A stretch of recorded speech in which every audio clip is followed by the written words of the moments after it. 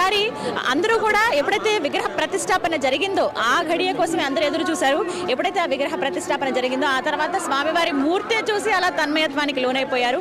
వారి ఆభరణాలు అలాగే వారి రూపం అంతా కూడాను 4.5 ఎత్తుల అడుగులో స్వామివారు కనిపిస్తూ ఉన్నారు. ఇందులో భాగంగా స్వామివారికి శిరస్సు నుంచి అంటే ఆపాదమస్తకం చూసుకుంటే గనక కిరీటం అలాగే మనకి వజ్రాలతోటి నామాలు తీర్చిదిద్దారు. ఎంత చక్కగా ఉన్నారు స్వామివారు. నల్లటి కృష్ణశిలతో సాలగ్రామంతో స్వామివారి విగ్రహాన్ని చెక్కిన సంగతి అందరికీ తెలిసిందే. Gautam neuro care brain stroke, migraine, fits, brain and spine surgeries కి బెస్ట్ న్యూరో సర్జన్. ఇందులో భాగంగా అటు ఇటు దశావతారాల దర్శనమిస్తూ ఆంజనేయుడు అలాగే గరుత్మంతుడు విగ్రహాలను కూడా అంతర్లీనంగా ఆ విగ్రహంలోనే పూర్తిగా చెక్కడం జరిగింది. ఆ శిలా తోరణంలో పూర్తిగా స్వామివారు నుంచున్నట్టుగా, కమలం పైన ఆయన నుంచున్నట్టుగా, చేతిలో ధనుర్బాణాలను ఆయన చేతబూనినట్టుగా మనకు కనిపిస్తుంది. అందులో బంగారంతో చేసినటువంటి ఆ బాణం కావచ్చు, ఆ విల్లు కానీ వారు పట్టుకుని ఇలా నుంచున్నారు. ముగ్ధ మనోహర రూపం అది.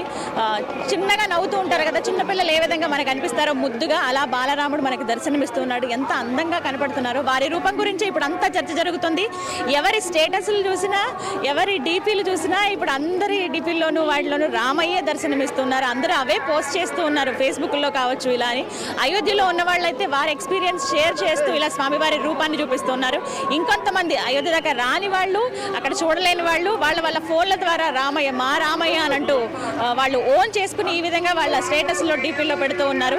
ఎంత చక్కగా ఉందో ఆయన రూపం. ప్రత్యేకించి వారి ఆభరణాల విషయానికి వస్తే కంఠాభరణం, ముఖ్యంగా మణితోటి ఒక కంఠాభరణం వేశారు. ఆ తర్వాత వజ్రాలతోటి ఒక పెద్ద హారం, అలాగే బంధకం అంటే నడుము వైపు వేసేటువంటి ఆ బంధకం కావచ్చు, మామూలుగా మనం వడ్డానం అని చెప్తూ ఉంటాం కదా, అదేవిధంగా స్వామివారికి ముత్యాలతోటి, అసలైన ముత్యాలు పొదిగి వజ్రాలు అలాగే బంగారంతో పొదిగినటువంటి అద్భుతమైన ఒక వడ్డానం, నడుము కట్టు స్వామివారికి ఏర్పాటు చేశారు. అలాగే బంగారు వర్ణంతో ఉన్నటువంటి పంచె, అలాగే స్వామివారికి ఇంకా ప్రత్యేకంగా చెప్పాలంటే ఆపాదమస్తకం కూడా ప్రతి ఒక్కటి చిన్న చిన్న అణువు కూడా బంగారంతో నిండిపోయిందని చెప్పుకోవాలి. ఆ నల్లటి మూర్తి అంటే కృష్ణశిల కాబట్టి నల్లగా ఉంటుంది ఆ రాయి. ఆ రామయ్య అలా ఆ రూపంలో ఉన్నా కూడా బంగారంతో ఇంకాస్త మెరిసిపోయారని చెప్పుకోవాలి. ఇప్పుడు అందరూ కూడా అదే చర్చ జరుగుతున్నారు. ఎవరి ఫోన్స్లో చూసినా అవే కనిపిస్తున్నాయి.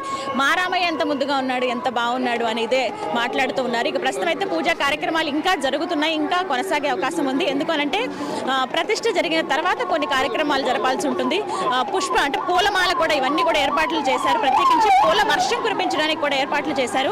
అలాగే ఎవరైతే ప్రముఖులు ఇప్పటి వరకు లోపల ఉన్నారో వాళ్ళు ఒక్కొక్కరుగా బయటికి తరలి వెళ్లే అవకాశం కూడా ఉంది కాబట్టి దానికి కూడా ఏర్పాట్లు చేస్తూ ఉన్నారు. అంటే ఎంత సెక్యూర్డ్గా లోపలికి వచ్చారు అంతే సెక్యూర్డ్గా బయటికి వెళ్లాల్సిన పరిస్థితి. ఎందుకంటే ఇప్పుడు ఇంకాస్త పబ్లిక్ ఎక్కువయ్యారు. ఇంతమంది వీవీఐపీలు వచ్చారని తెలిసేటప్పటికీ ఇంకా చుట్టుపక్కల వాళ్ళందరూ కూడా చుట్టుపక్కల గ్రామాల నుంచి ఎక్కువగా వచ్చిన పరిస్థితి. అలాగే ఇతర రాష్ట్రాల నుంచి ఎప్పుడో వచ్చి ఇక్కడ ఆల్రెడీ ఇక్కడ ఉండడానికి కూడా ఏర్పాట్లు చేశారు కాబట్టి వాళ్ళందరూ ఉంటున్నారు.